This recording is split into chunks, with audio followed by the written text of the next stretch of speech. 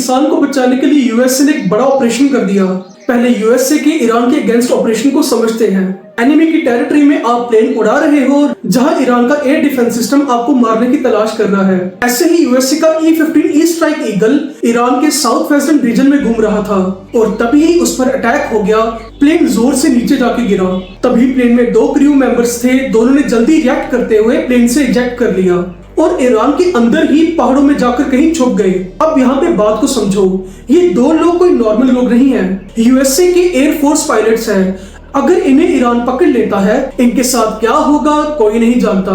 इनको इंटेरोगेट किया जा सकता है, पॉलिटिकल लेवरेज की तरह यूज किया जा सकता है और पता नहीं क्या क्या।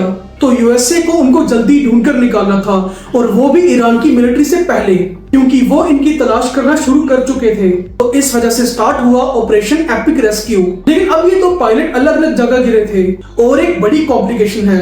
रेस्क्यू ऑपरेशन शुरू होने के कुछ टाइम बाद ही पहले पायलट को ढूंढ लिया गया जो रिलेटिवली थोड़ी सेफ जगह पे था। उसे सेफली हेलीकॉप्टर से उठवा लिया गया। लेकिन अब बात थी दूसरे पायलट की। अब वो गिरा था पहाड़ियों के बिल्कुल बीच और उसे कुछ चोटें भी आई थी। उसे ईरानी फोर्सेस पकड़ ना ले इसलिए वो बार बार छुप रहा था और कॉन्टिन्यूसली अपनी लोकेशन भी चेंज कर रहा था।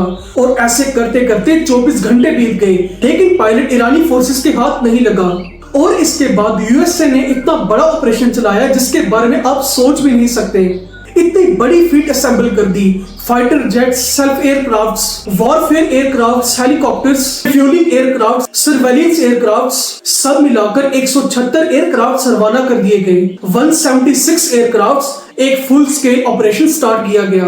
एनिमी रडार को जैम किया गया। दुश्मन को रोकने के लिए सब कुछ किया गया, लेकिन इतना सब कुछ सिर्फ एक इंसान को बचाने के लिए, क्योंकि यूएसए एयरफोर्स की डॉक्ट्रिन है नो मैन लेफ्ट बिहाइंड। वहीं दूसरी तरफ ईरानी फोर्सेस भी पायलट को ढूंढ रही थी। लेकिन एक कॉम्प्लिकेशन और थी। जो E-15 यूएसए का गिरा था, यूएसए वाले वो भी ईरानियों के हाथ नहीं लगने देना चाहते थे, इसलिए प्रिसिजन स्ट्राइक करके यूएसए ने उस प्लेन को भी उड़ा दिया। फाइनली सारे जेट चैम्बर्स ईरान में घुस गए, पायलट को पॉइंट पिन किया गया और फाइनली उठा लिया गया।